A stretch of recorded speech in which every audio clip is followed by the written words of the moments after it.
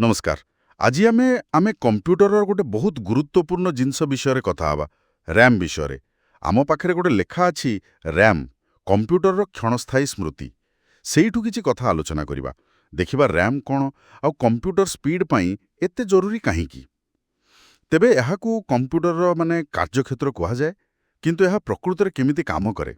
हाँ, वास्तविक RAM जहाकू कहंती random access memory एहाकू बुझिबा पाई आमे गोटे गोटे रोसई घर कथा भाभी परिवा।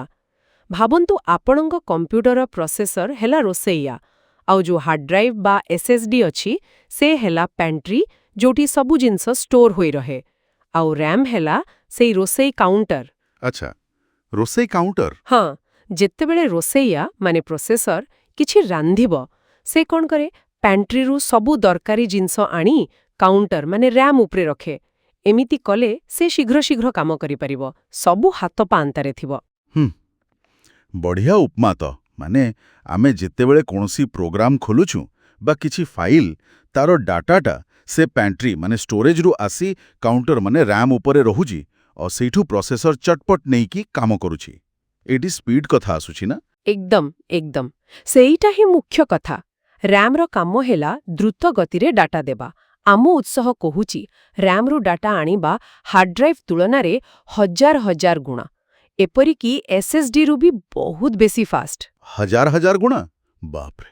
हाँ, सेइथि पाई तो कंप्यूटर एते सहज रे मल्टीटास्किंग करि पारे गोटे संगरे बहुत काम आउ प्रोग्राम सबु शीघ्र खोले। जदि भावंतु रैम कम थिबो ताहले कोण हुए ना कंप्यूटर को बारंबार से धीर स्टोरेज को जीवाकू पड़े डाटा पाई। एहाकू कहंती स्वैपिंग आउ एटा सिस्टम को पूरा स्लो करि दिए। बुझिली। तेबे जेते अधिका रैम सेते भलो विशेष करी जदि किसी भारी काम करूछंती जेमती कि आजकल रो गेम्स बा वीडियो एडिटिंग। किंतु आमे आरंभरू कहूतलु क्षणस्थायी स्मृति यार माने कोन। हाँ, एटा रैम रो आउ गोटे मुख्य जिनिस। रैम हेउची वोलाटाइल माने क्षणस्थायी। एहार अर्थ हेला ए डाटा को केवल सेतिकी बेଳ जाए धरी रखिबो जेतेबेଳ जाए कंप्यूटर को पावर मिलुछि बिजुली अछि। ओहो। जेमिति कंप्यूटर बंद हेला कि करेंट गला रैम रे जहा भी थिला सबु सफा से काउंटर उपरो सबु जिंस उठेई देला परी। एटा हार्ड ड्राइव की एसएसडी परी नुहे सेठी तो डाटा रही जाए पावर गले भी। अच्छा, एटा तो बड़ कथा। माने आमे आदि किछि काम करूचे आउ सेव करिने आउ हठात कंप्यूटर बंद हे गला ताले से कामटा गला कारण सेटा रैम रे थिला। एकदम ठीक। तबे एई जो क्षणस्थायी गुण आउ से द्रुत गति ए दुईटा मिसी की रैम को एते खास करूची। हाँ, ठीक कहले। एहा गोटे सामयिक जागा किंतु बहुत द्रुत काम पाई कंप्यूटर चालू थिबा समय रे जो सबु प्रोग्राम आउ डाटा एक्टिव थाए से सबु पाई एटा निहाती दरकार।